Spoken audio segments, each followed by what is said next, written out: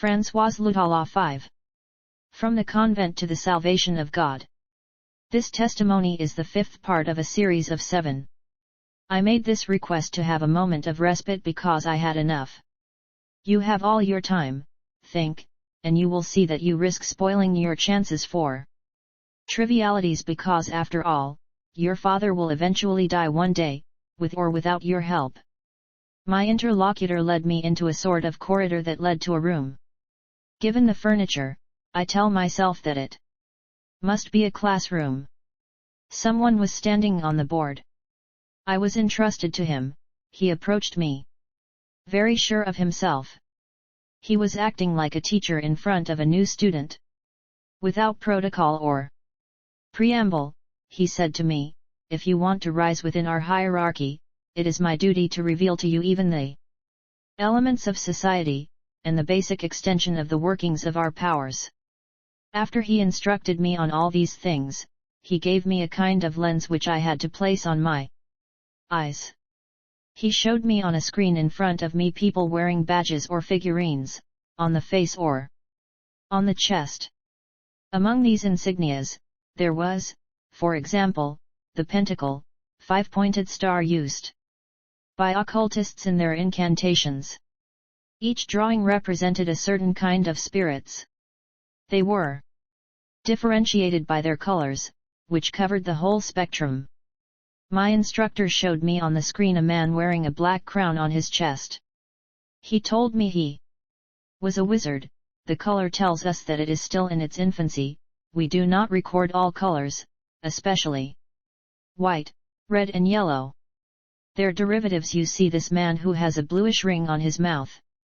He is a thief, doubled by a liar, whose color is dark blue.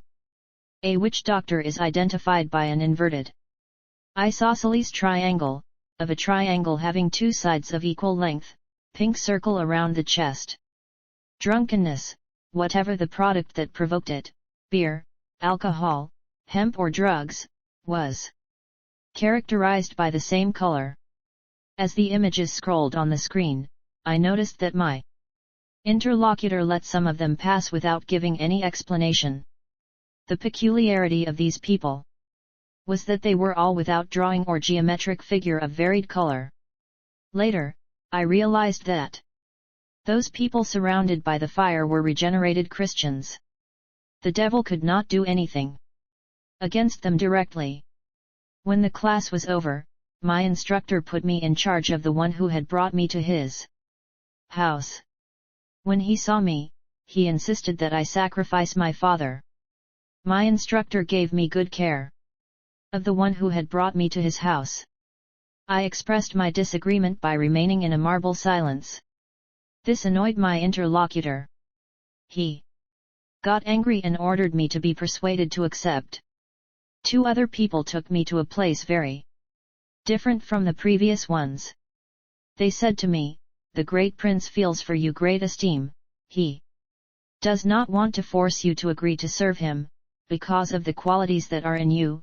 He wants you to agree to serve him on your own proof of intelligence, and take advantage of the opportunity that is now offered to you.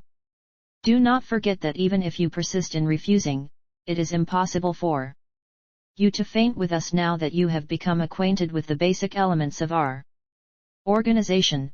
You are here. May my father die of his natural death, for I will not kill him. As for me and what could happen to me, I do not care about it. If we wanted to kill you, we would have done it. You would have died the day the 2 spirits who served you had enough and claimed their freedom. You would be dead too the day you decided to leave the cemeteries. The great prince believes that you will be useful to him alive than dead." The man turned to show me 2 white men. He asked me if I knew them. As I did not answer, he told me that it was those who had served me since the age of 8. They have followed you wherever you went. Now there are 52 like them who are at your service. Here comes the time when you can see and admire them. You heard that their voices. I saw then the 52 characters. Each one comes up by answering present, to the call that was made before me. If you give your consent, you will be a princess, and thousands will serve you. Accompanied by all my followers, I was taken back to my first contact. As if he had attended our conversation, he said to me, "You're lucky to be still alive after such an affront. I do not see what the great prince finds special in you. You will return to your home. However, we will make sure that you respect our requirements." Without saying a word, he took me back to where I had gone home, to the spiritual underwater world. I was stopped and I was handed an object of rounded, transparent shape, which measured about 16 centimeters in diameter. I asked what it was and what it was for, but I was told to ask these questions of the person who had brought me there. I took the object, hoping that it represented the solution to my problem and that this could be a way to recover health. Underwater, my body did not hurt, but all the deformities caused by the disease were still visible. Nothing had been done yet for my healing. In the machine that went back to me, I felt the same sensations as during my descent, but in reverse order. Once on the surface, my hands grabbed the edge of the canoe, allowing me to emerge from the water. I breathed a breath of fresh air, which gave me intense well-being. I came back to reality. In the open air, the magician was standing in the dugout. He helped me settle on board. Turning my gaze from left to right, I concluded that my absence had lasted only a few minutes. Apart from a person sitting on the bank, nothing had changed. As the canoe approached the bank, I realized that the person on the bank was none other than my husband, John. It was the last I expected to find here. But, instead of frustrating me, my husband's presence revived me. I struggled to keep calm. Loneliness and the latest events had given me the need to be in the presence of a dear person. All merry, I ran to throw myself in his arms. Leaning on his shoulder, I lost heart and started crying. John remained marble without a word. He turned to the wizard and said, "Is this a ghost or my wife?" "It's your wife, there must be some secrets between you." "No, it's the moment or never to know." "It's not worth it, my wife cannot live underwater." "Who can live underwater?" Understanding the issue, I think it was high time that I intervene. "It's me, John, remember, the day we met." On the way home, John explained to me that the wizard had come to him the day before, telling him I needed him. He continued, "I could not doubt his words, because you did not tell me about your destination." Or was he afraid after my dive to tell my husband? I followed him without hesitation, fearing that something happened to you. Since I sat in the place where you found me, I only looked at the place where he showed me that you had fallen. I'll explain everything in detail. I realized that I had been underwater for 3 days and 2 nights. Was it possible? Was it the magician who had gone to find my husband? Only the master could answer all these questions. I asked him what the ball-shaped object could be used for. Seeing the ball, without answering me, the master prostrated himself 3 times, regardless of the presence of my husband. "Thanks to this magic ball, you now occupy a rank 7 times higher than mine. From now on, all your desires will be orders. I cannot teach you anything anymore." At these words, I felt empty. All hope of healing crumbled like a house of cards. Irritated, I threw the ball on the ground. It broke into 1,000 pieces. The master was stunned. "Why, madam, did you do that?" Frightened of the consequences that I could suffer for having destroyed the magic ball, the master fled. I have not seen him since that day. Leaning on my husband's shoulder, I began to cry over my fate. My husband did not ask me any questions. He sincerely sympathized with my grief. Tired and loaded, we made our way home. All hope of healing crumbled like a house of cards. Chapter 8, The Meanders of Bondage. Once home, the door of the living room opened on its own, to our astonishment. As soon as we entered, a voice greeted us in our own house and asked us to enter the bedroom. Followed by my husband, we entered, to discover a magic ball identical to the one I had just broken. A voice came out of the magic ball and ordered us to sit down. We were executing ourselves already when the same voice ordered me to remain alone, that is to say, that my husband came out. I opposed this order, but John went out of himself. A sheet of paper came out of the ground. There was written something that I was asked to read. At first glance, I noticed that it was a list of 52 names. Whenever I quote a name from the list, a voice answered present, in the manner of school children.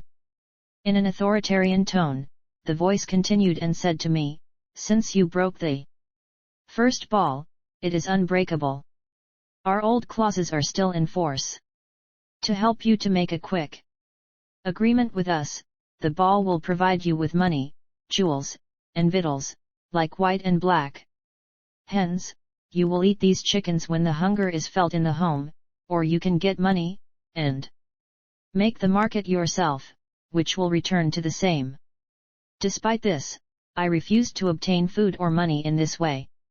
My family was well off, yet they started to avoid me. The devil made sure that there was no compassion in those who knew us.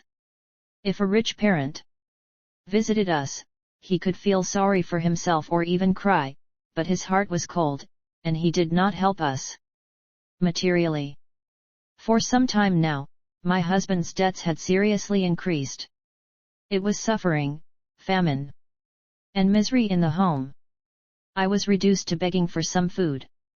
My life was nothing but a nightmare. Fasts and privations had weakened me even more. John, who had long been silent, began to show signs of discontent and concern. One day he wanted me to explain where the money came from in our room. And we could not use it. He could not understand why we were starving when we had food in the house. I always told him that he had to wait for the right moment for me to explain the situation. But that day, I resolved to tell him the truth. I told him that when I was underwater, the demons had demanded my father's death in exchange for my healing. I had to agree to have a meal with them so that my father would die. I told him that I had refused in the hope that they would attack only me, and that they would leave mine alone. But they did not want my life to force me to make a deal with them. They had deprived us of everything, in the hope of forcing us to use their products. I beg you, John, if you really want us to use this money and this food, agree to sign yourself a pact where you would sacrifice the members of your own family. What is the relationship between this money and my family members? What are they doing in all this? You must understand that this money did not come alone. They are spirits who brought it to us. So, you know everything. Accept to sign, but knowing that it is your father who will die first. For all answer, John remained speechless for a relatively long time, before concluding, "I understand." Spirits materialize. While I was in contact with the demons, my husband could hear their voices, but not see them. One afternoon, we came back from a visit, looking for some supplies for the house. I stood on the side of the road to breathe a little because I was completely exhausted. A car stopped about 10 meters from where we were. The driver, a European, dressed in dark blue trousers and a light blue shirt, with short sleeves, wearing black glasses, and a cigarette in his mouth, made me a sign to approach. In his way of calling me, I identified him as one of the spirits who followed me. Although I recognized him, I pretended not to have seen or heard anything. He, however, as if he wanted to be noticed, continued honking while gesturing. Exasperated by jealousy, I think, my husband said, You're not going to let it honk forever. Do you ever have the courage to tell your lovers that you're married, so no longer call you in my presence? Taken by a feeling of anger, then of great pity towards my husband, I smiled weakly, in spite of the presence of the white man. You men! Do you think, John, that this man could be my lover? Do you think that kind of guy could miss beautiful women to accept me as a mistress, in my present state? Still, he's here, and he's waiting for you. He is not my lover for the simple reason that he is not of this world. This guy is not a human being. How, it's not a human being? Are not the Europeans men? If you do not believe what I say, approach him and you will be fixed. For once, John behaved like a man. Recklessly, he walked towards the vehicle. At his approach, when he was about 2 meters away, the driver started off. After traveling less than 5 meters, the car disappeared, to the astonishment of my husband. He stood there, not knowing where to turn. I read on the face of my husband a total discouragement, infinite despair. He stammered, thus: "The voices we hear come from these whites. A failed exorcism. Although sharing the same bed, it was a long time since we had sex, my husband and I. One night, John wanted to claim his right on my body. It was then that shots came from everywhere, shots that were administered to him by unseen adversaries. He was ordered not to set foot in the bedroom for fear of severe punishment. Despite these injunctions, John preferred to brave death, rather than abandon me. But every time he tried to walk through the bedroom door, he was violently assaulted. They gave him bad punches. I felt sorry for my husband, but I could not do anything to help him. On the other hand, he did not admit defeat. Driven by the love of her Françoise, he did what seemed good to him, in order to help me. Without telling me of his plan, he went to the Catholic priests and invited them to come and exorcise the house. Indeed, it was no secret that there were noises in the house, even in the absence of occupants. The voices of several people were sometimes audible even by the neighbors. 2 days later, a priest presented himself with 2 acolytes equipped with the instruments necessary for the exercise of their mission, that is to exorcise the house and its occupants. The celebration of the Eucharist was to take place last, as a sign of thanksgiving in my favor. In addition to the priest and the 2 servants, my husband and our 4 children and I attended the ceremony. Mass began at 10:40. Everything went for the better until we noticed confusion among the priest. He still had his arms raised, holding in his hands the chalice containing the wine turned into blood of Christ, when a wind came from who knows where it began to blow violently, sweeping everything in its path. The power of this wind tore the chalice from the hands of the priest and dropped all the objects that were on the improvised altar. We were all forced to squat, so as not to be beaten by invisible beings. Despite our position of humility, the situation became more and more untenable. We found a little respite only in the flight, the priest in the lead, with his acolytes, followed by the children and their father. Everyone found his salvation only in calamity worthy of the apocalyptic times. The priest found himself outside with his clothes torn apart. As for me, I sat in the same place. While the hurricane was in full swing, someone whispered in my ear, "Stay calm. You're not concerned." After the priest's escape, someone came to me and said, "You're lucky that we did not inform you of the consequences of these people coming in. Know that the day they come back home, we will inflict on you a punishment that you will not risk forgetting all your life." I told my husband the warning of the demons. We did not expect priests to be able to come to our home yet, given the evil treatment they had suffered from demons during their previous visits. My husband and I thought it was useless to ask them not to come back. However, the priest who had been hunted did not admit to being defeated. Far from giving up, he went to find a colleague more experienced than him. He did not want to tarnish the image of his congregation. About a week later, much to our astonishment, we saw an older priest come up. He tells us that he came to exorcise the house. We could not stop it for several reasons. No one here had asked him to come. Given the advanced age of this priest, we thought that he needed to have more experience. Finally, we still had a slight hope. It was about the same scenario as the previous time. At the consecration, just as the priest pronounced these words, "Do this in memory," there was a loud noise. It was the sound of a master slap on the priest's right cheek. The latter staggered and staggered, but crashed. He managed to keep his balance and not to fall. It looked like a column that was shaking, ready to fall. He began to speak in an incomprehensible language. As a response to what I thought was a prayer, a wind more violent than the previous time began to blow and carried away everything. The old priest fled without further trial. These 2 consecutive failures made me think that these priests, or at least the members of this congregation, were incapable of driving out evil spirits. They were clearly not entitled to grant themselves this prerogative of exorcism. With a few nuances, these failures resemble what is written in the book of Acts of the Apostles.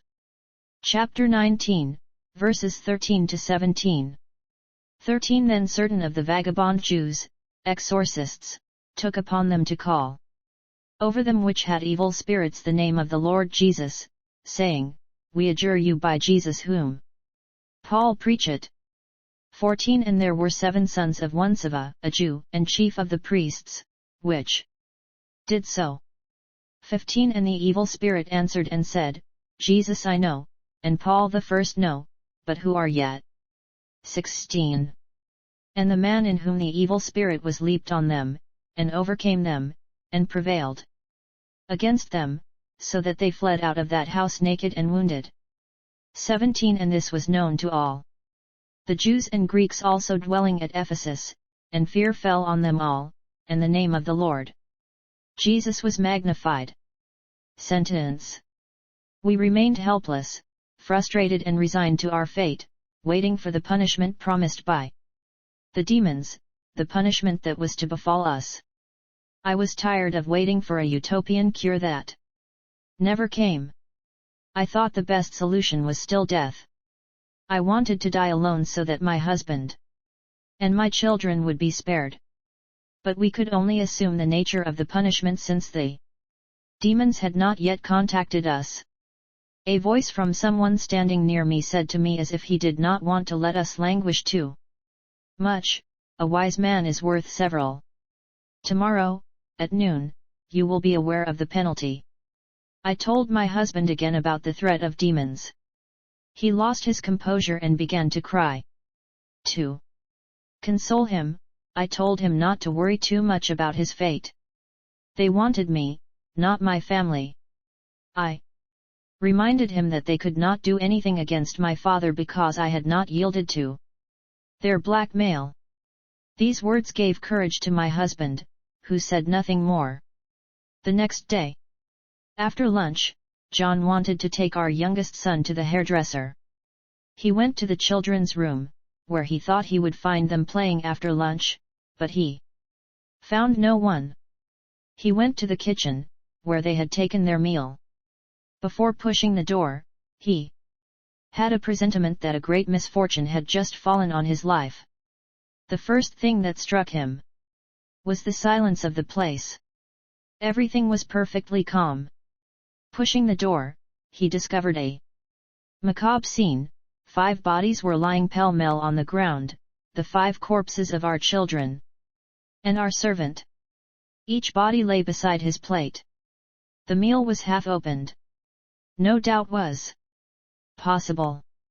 He did not even need to do an autopsy. Everything indicated death by poisoning. But who could have poisoned the children's food, since even the servant was dead? When was the poison deposited, since these same foods were also served to us? Then the words uttered the day before by the devil came back to my mind, and I lost consciousness. It was noon when I learned of the death of my children. Continued in Part 6.